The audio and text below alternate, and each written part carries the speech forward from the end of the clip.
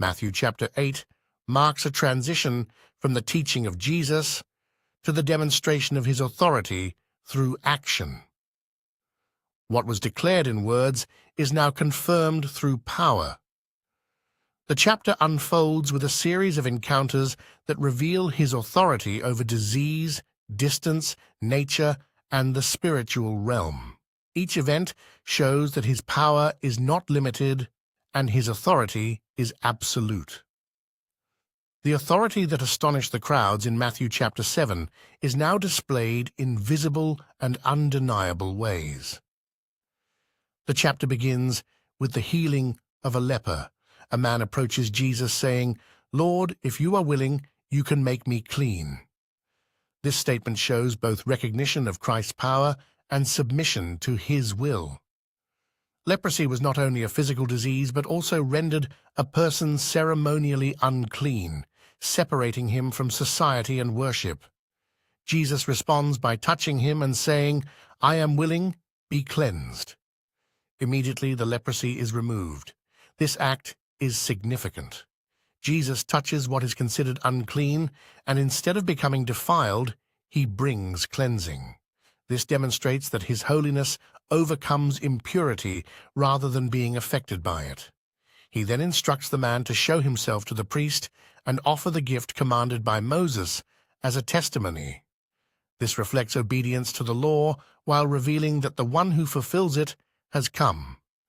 This healing connects with Isaiah chapter 53 verse 4, where the servant bears sickness and carries infirmities, showing that Christ's work addresses both sin and its effects.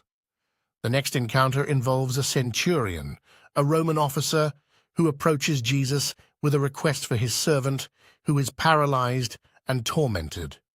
The centurion's approach reveals humility and understanding. Though a man of authority, he recognizes that he is not worthy for Jesus to come under his roof. Instead, he expresses confidence that Jesus only needs to speak a word, and the servant will be healed. He compares this to his own authority, where commands are given and obeyed. This demonstrates remarkable faith, especially from a Gentile. Jesus marvels and declares that he has not found such great faith, not even in Israel. He then states that many will come from east and west and sit with Abraham, Isaac, and Jacob in the kingdom, while the sons of the kingdom will be cast out. This reveals that inclusion in the kingdom is not based on heritage, but on faith. This aligns with Romans chapter 4, verses 11 through 12, where Abraham is shown to be the father of all who believe. Jesus then heals the servant from a distance, confirming that his authority is not limited by location or physical presence. His word alone is sufficient. Jesus then enters Peter's house and finds his mother-in-law sick with a fever. He touches her hand, and the fever leaves. She rises and serves them. This immediate recovery shows not only healing, but restoration to full strength. There is no gradual process. The power of Christ produces complete and immediate results. That evening, many who are demon-possessed are brought to him. He casts out the spirits with a word and heals all who are sick. This widespread healing fulfills what was spoken in Isaiah chapter 53 verse 4, reinforcing that his work includes both physical and spiritual deliverance. It also shows that his compassion is not selective. He responds to need wherever it is found. As great crowds gather, Jesus gives a command to depart to the other side. A scribe approaches, declaring his willingness to follow Jesus wherever he goes. Jesus responds by stating that foxes have holes and birds have nests, but the Son of Man has nowhere to lay his head. This reveals the cost of following him. It is not a path of comfort or security. It requires willingness to leave behind stability and accept uncertainty. Another disciple asks to first go and bury his father. Jesus responds, "Follow me and let the dead bury their own dead." This emphasizes the urgency and priority of following him. Commitment to Christ must come before all else, even responsibilities that appear legitimate. This aligns with Luke chapter 9, verse 62, where looking back is shown to be incompatible with following him. When Jesus enters a boat, his disciples follow him. A great tempest arises, covering the boat with waves, yet he is asleep. The disciples wake him, crying out for help. He rebukes their fear, calling it little faith, then rebukes the winds and the sea. Immediately there is a great calm. This demonstrates his authority over creation itself. The storm that threatened their lives is silenced with a word.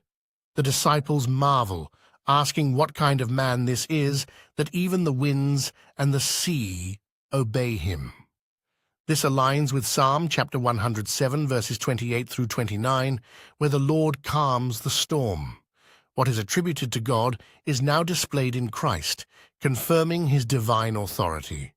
Their fear shifts from the storm to the realization of who is with them.